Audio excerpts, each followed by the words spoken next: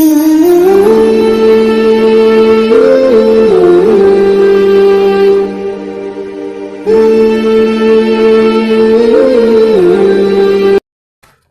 ونصلی علی رسولہ الکریم، اما بعد فاعوذ باللہ من الشیطان الرجیم، بسم اللہ الرحمن الرحیم۔ السلام علیکم ورحمۃ اللہ وبرکاتہ۔ بسم اللہ الرحمن الرحیم، سورہ نساء آیت نمبر 33۔ وَلِكُلٍّ جَعَلْنَا مَوَالِيَ مِمَّا تَرَكَ الْوَالِدَانِ وَالْأَقْرَبُونَ وَالَّذِينَ عَقَدَتْ أَيْمَانُكُمْ فَآتُوهُمْ نَصِيبَهُمْ إِنَّ اللَّهَ كَانَ عَلَى كُلِّ شَيْءٍ شَهِيدًا۔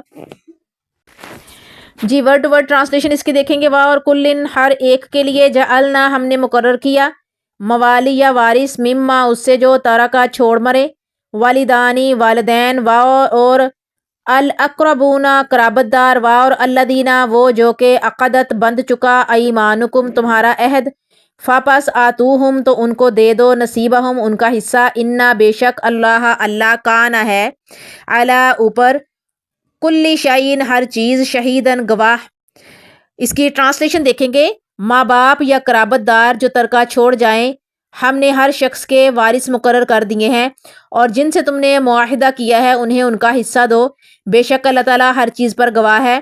اس کا کنیکشن چیک کریں گے، ٹاپک چیک کے ساتھ، اس صورت کے ساتھ ربط چیک کریں گے کلام کے ساتھ، کہ مردوں اور عورتوں کے معاشرتی اور اخلاقی حقوق بیان کرنے کے بعد مالیاتی حقوق کا تحفظ فراہم کیا گیا ہے۔ اوپر کی آیت یعنی کہ جو اس سے پہلی آیت ہے، اس میں مرد اور عورت کی کمائی کو الگ الگ تسلیم کرنے کا حکم دیا گیا تھا۔ یہاں عربوں کے اس رواج کی اصلاح کی گئی ہے جس میں مرنے والا اپنے حقیقی وارثوں کو محروم کر کے کسی دوست یا رشتہ دار کے نام اپنی جائیداد وقف کر دیتا تھا۔ فرمایا کہ مرد ہو یا عورت ہر ایک کا حصہ اور اس کے وارثوں کا تعین کر دیا گیا ہے۔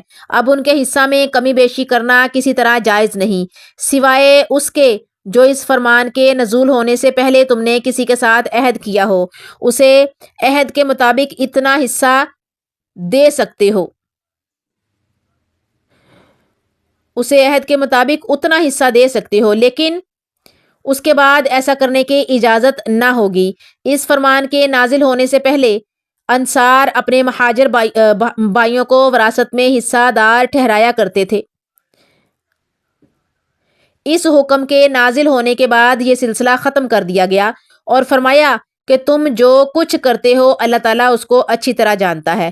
یعنی جب یہ حکم نازل ہوا تھا وراثت کا کہ سب کا حصہ اللہ تعالیٰ نے متعین کر دیا تھا، ہر ایک رشتے کا جو حصہ ہے اس کا تعین اللہ تعالیٰ کی طرف سے ہو گیا تھا، تو اس سے پہلے جو تم نے کمٹمنٹ کی تھی اس کو پورا کرنا ضروری تھا۔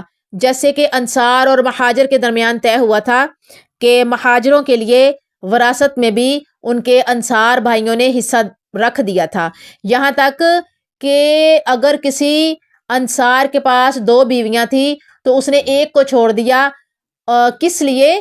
اپنے مہاجر بھائی کے لیے، تاکہ عدت پوری کرنے کے بعد اس کا نکاح اپنے مہاجر بھائی کے ساتھ کر دے۔ اسی طرح سے جائیدادوں میں، کاروبار میں حصہ داری کر دی تھی اپنے مہاجر بھائیوں کے لیے نبی صلی اللہ علیہ وآلہ وسلم کے حکم کے مطابق۔ لیکن جب یہ حکم اللہ کی طرف سے نازل ہوا وراثت کا، تو پھر کیا ہو گیا؟ پھر منع ہو گیا، کر دیا گیا، ممانعت آ گئی۔ تو انہوں نے بھی جو ہے انصار بھائیوں نے بھی یہ سلسلہ ختم کر دیا اور فرمایا کہ جو کچھ تم کرتے ہو اللہ تعالیٰ اس کو اچھی طرح جانتا ہے۔ حضرت سعد بن ابی وقاص رضی اللہ تعالیٰ عنہ فتح مکہ کے موقع پر سخت بیمار ہوئے۔ انہوں نے رسول کریم صلی اللہ علیہ وآلہ وسلم سے عرض کیا کہ میرے پاس بہت سا مال ہے، ایک بیٹی کے علاوہ کوئی وارث نہیں، میں اپنا سارا مال اللہ کی راہ میں صدقہ کرنا چاہتا ہوں۔ آپ نے انہیں اجازت عنایت نہیں فرمائی، پھر انہوں نے نصف کی اجازت طلب کی، آدھے کی، یعنی کہ آپ نے اس کی بھی اجازت نہیں دی۔ اس کے بعد انہوں نے 1/3 کی اجازت مانگی تو آپ نے یہ فرما کر اجازت دی کہ یہ بھی زیادہ ہے، اجازت دے دی لیکن کہا یہ بھی زیادہ ہے۔ اپنی اولاد کو مالدار چھوڑنا ان کو محتاج چھوڑنے سے زیادہ بہتر ہے۔ یہ بخاری شریف کی روایت ہے کتاب الفرائض میں سے۔ اب اس آیت کے مسائل دیکھتے ہیں۔ نمبر 1، وراثت کی تقسیم شریعت کے مطابق ہونی چاہیے۔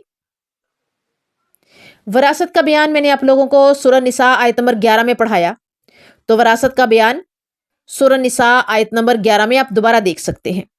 یہ ہے جی ہماری سورہ نساء آیت نمبر 33 جو کہ یہاں پر کمپلیٹ ہوتی ہے الحمدللہ۔